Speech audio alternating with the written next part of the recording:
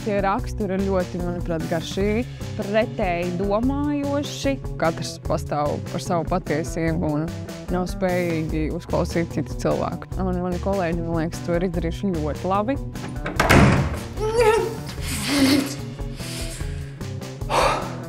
Tās situācijas mums ir atpazīstamas, dramaturģija iedvesmojās no reāliem stāstiem. Šeit, skolotāji, šeit.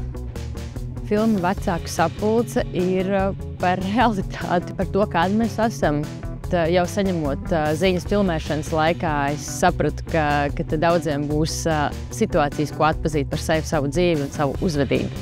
Šī iespējams ir pati foršākā kino pieredze, kas ir bijusi kopā ar brīnišķīgiem kolēģiem no visas Latvijas. Ceru, ka to enerģiju, kas mums bija aizkadrā, to mūsu prieku par šo darbu varēs just arī uz ekrāna. Ļoti gribas pīrādziņu man, puncīts aizbādā jau skan. Nāciet visi uzklupsim, pīrādziņus nokopsim. Visi kopā rasni paliksim.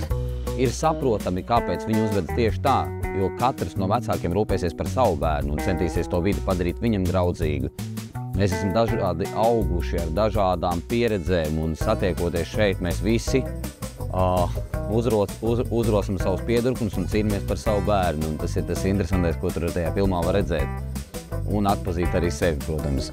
Ko jūs man ieteiktu šovakar noskatīties no latviešu kino klasikas? Jūs un latviešu kino? Tiešām? Mēs šajā filmā varam arī redzēt, kāda galu galā ir mūsu sabiedrība tādā šķērsgriezumā. Un es domāju, ka ar humoru var panākt daudz ko vairāk nekā ar milzīgu nopietnību. Nu, un kas man tagad būtu jādara, Puķītes kundze?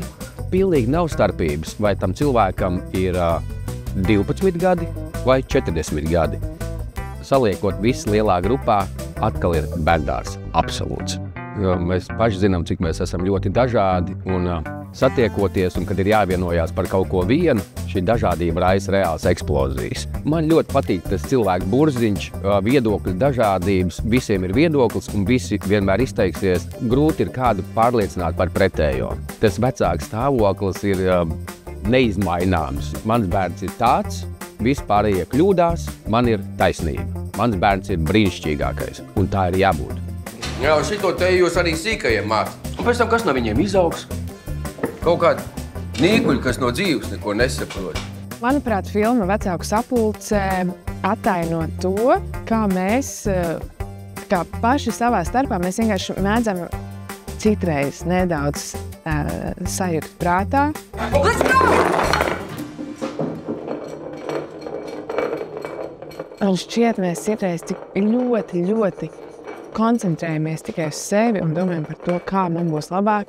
Un Vecāku sapulcē tādā komiskā veidā tas viss man šķiet ļoti precīzi parādīts. Un šķiet, mēs pat paši pārvērtāmies par tādiem kā bērniem un Marta, kā mūsu skolotāja, stāv, klusāk, skaļāk. Bišķiņ bija sajūta kā skolā īstenībā, es atcerējos skolas laikus. Vai jums nevajadzētu iziet paelpot svaigu gaisu? Es domāju, šī tēma ir aktuāla ļoti daudziem, sevi visiem tiem, kuriem ir bērni. Man pašai arī ir šī pieredze ar visiem tiem vecāku čatiem un ar to, cik mēs esam dažādi un kā tas mēdz nogurdināt, kā tas mēdz kaitināt. Man tas vienmēr ir uzjautrinājis un man liekas, ka tieši caur kaut kādu humora prizmu uz to arī var skatīties. Jā, tā ir aktuāla, tā būs aktualitāte vēl vai dieniņi, cik ilgi. Jautrība nebeigsies. Labi, varbūt mēs varētu ķerties pie kaut kā svarīga beidzot, ne?